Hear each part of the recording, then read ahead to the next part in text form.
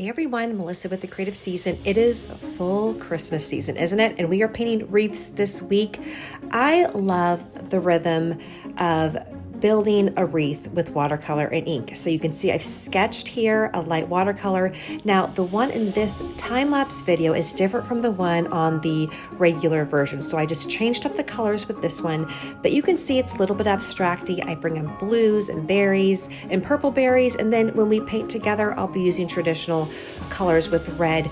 But that's the fun with wreaths, is that you can do all sorts of different colors and they're just a lot of fun, lovely little inserts into your Christmas cards perhaps. Grab some paints and paper and let's get started. Hi everyone, well welcome to this week's Creative Season painting. We are painting wreaths. I love painting wreaths. I have quite a few of them, a couple of them, a handful of them in my Home for the Holidays course, and I thought I would just pull out another wreath for the YouTube. This one is a little bit more of a twiggy wreath. I kind of change up the wreaths a little bit every year, and so this year I had been sketching, and then it was I think from like a magazine, Country, I think it was the British edition of Country Living that had a really twiggy wreath on their cover last year. It was all a little bit crazy, and I thought that would be so fun to create a little bit of a crazier wreath. So I may end up adding another one into Home for the Holidays course, but I thought it would be fun to play with it here on YouTube today. It's a gorgeous day here in New York City. It's cold, but the sun is not out, so I think we have enough light. I was kind of playing with it earlier, but if you want to sketch with me, I have sketched with a micron pen, but I will say I usually will take something even like inside of a tape or even my water and just get a circle, because if I don't, I tend to accidentally, my wreaths look, I mean, this is a cute one, but it's just a little bit off centered, right? I was wanting it to go to the side,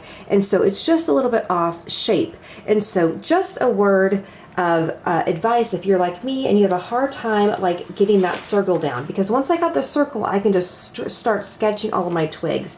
And then I wanted to show you this one too, and I'm pulling a little bit. You'll see here all I did, I just added some different colors, and so I really created, instead of the typical reds, I pulled in purple, maroon, and then a little bit of blue purple, some gamboge, and a sap green on this wreath. I had switched it. I probably would like it vertically a little bit better. And so we went back to this one. And one of the reasons I love watercolor sketching is because you can sketch out pretty fast, and I love color. So this is always so much fun for me to create a watercolor sketch in color. So a few of them done, and I'm like, okay, I am now like really in the swing of things for the holidays, and I want to start painting. So I'm going to be using a combination. I'm using a couple different browns. I'm using a burnt sienna, and I am going to be using a raw umber as well. And so I am just going to go ahead and start laying in some of my twigs that are branching out around the wreath. And you'll notice too that I have everything, it is pretty loose, and it's a very free wreath. It's not going to be super tight. I love watercolor artists who do. You can see every leaf. There's a lot of detail, but in this one I'm really going for a little bit more of a loose, abstracty, whimsical feel. And so it's not going to be super perfect. I'm not too worried about creating every branch and every leaf. I want to leave some things too to the imagination. And just like that wreath I saw last year in the UK, the British edition, I think it's what they call it, of Country Living, I am going for a little bit more of just a little bit more free-spirited. It's almost like someone didn't bother to do a lot of trimming, and for whatever reason, I just really, really love that. It's fun to do things different, right? So we're just working our way around here.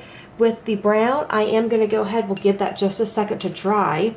I am going to go a bit more traditional. I'll go ahead and grab some red for my bow, but you know, you can create purple, orange, blue, and just create the berries in the same hue, and your painting is just going to sing. I'm going to grab a little bit of a bigger brush and add in some more red here, and I'm going to pull this all the way around. You can also dab a little bit of pink in your, which I actually picked up, I realized I picked up more pink than I did red, so I'm just going to add my red back into here. And pink is really fun as well. And you know what? This is a little bit more pinky, so we're apparently going to go for a pink bow. But I can go with that. That just works just fine. As I'm painting, I'm like, this is definitely not red. This is pink. But you know what? We are just swinging with things today since we're just having fun and painting. I am going to go ahead and I'll put the code in for the Home for the Holidays watercolor course. If you wanted to check that out, you can try a session for free. If you've been on YouTube and watched me here, you know my style, but I like people just to get a feel for the class before they purchase. And if you love it and you want to paint some more Christmassy homes, you can use that 50% off code. I really love, I love the opportunity to create at Christmas time. Just something fun, no pressure. Just to get away for a little bit, add in some berries and create. And sometimes it's just for myself. I can even use it as a bit of a journal session, kind of like we did with the Thankful Home. Sometimes I give them away as gifts, but a lot of times I want to create. It's a great way to calm my heart and my mind, to embrace the Christmas season, to kind of refill a little bit after it's been super busy and super loud and hectic. All the things I love about the Christmas season, but it's so important to stay fueled up as well. And I know for me that sometimes just means getting away and doing something quiet and restorative, right? So sometimes I know that watching TV is distracting, but it doesn't really help me feel any better. But if I get away and do something, working on embroidery, don't have a garden right now, but gardening is very restorative. Baking sometimes for me is very restorative as well, especially around the holidays. I love to make some of the family heirloom recipes, right? And just reimagine and remember my beloved grandmothers. My mom's mom was such a wonderful baker, and we always baked at the holidays. And then, of course, baking with my own mom, and then with my siblings when we were all younger. Just a wonderful way to remember those and just be thankful for those rich family memories, right? The really good ones. We all have hard times in our lives and hard times with our families, and just an opportunity to remember and appreciate the joyful times is, I think, something that we don't do, at least I don't do enough. And Christmas time for me is a time to remember those wonderful things.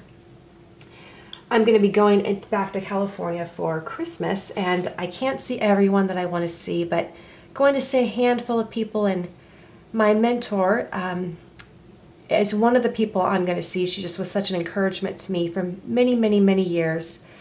Not doing quite so well now, but it is every time I get to see her is precious, and so I'll be doing that. And she used to bake a lot, and she's Italian, and so she was the one who introduced me to Italian baking and cannolis, and I'm gonna mess it up. The kind of bread, the Italian bread at Christmas time, it begins with a P. I just saw it in the store. I'm gonna butcher it, so I'm not even gonna bother. But I need to go and get some or make some, and just remember, and a way to just kind of keep her with me during the holidays. It's amazing how food can invoke such memories, right? Okay. All right, so we're just taking a quick peek here at what is going on. So sometimes I'll just step back for a second and go, okay, where else do I need to add more color?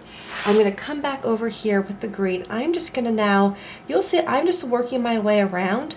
I am also not pretending, it really is, keep painting in the same direction. So like in a circle, everything is kind of moving around together. I'm identifying too, where do I want to make it thicker? And where do I just want to let it be loose and I don't feel the need for it to be quite so thick. I want a few things sticking out here and have some more over here coming out. And up at the top, I think too, just a little bit more up here. And I'll also add in the brown as well, as if those branches were just extending off. Again, a little bit more of a crazier wreath. If you want to grab a sap green, sometimes that sap green with certain colors can really help to just bring a depth over here, and moving off and over here as well, down. And it's looking really nice. I want to include a little bit near my bow, but pink and red, or pink and green, or red and green, it turns brown, so we just want to be cognizant of that. Now I will tell you what I'll do is I'm going to take just the littlest bit of green, mix it with pink, and then I'm going to use that as a little bit of a shadow color where I want to create just a little bit of depth. So I'll put a little bit of here in my bow, and then over here just a little bit where I know those shadows are going to be popping around a little bit. I'll add a little bit, another berry here with that shadow color, and put just a bit of a shadow right in here. I'm going to come back now. I'll drop some more pink, not red, but pink right over in here, just to blend that a little bit more.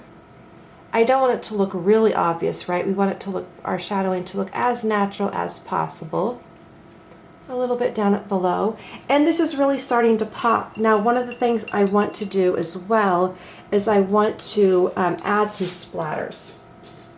And so what I'm going to do is I'm going to take a little bit of that green, and this is going to bring your picture really nicely together. So let me bring this in a little bit closer so you can even see where you start adding some splatters. And if your painting it looked like the wreath was just hanging out in midair, this will really help to bring it together. So a little bit over here, and just in the colors that I was using, I'm going to do a little bit of brown. If you want more control over your splatters, just bring it closer over to the paper. Okay, I'm going to grab my brown one more time and bring it where I know I just want some darker areas for my wreath. And bring it over here.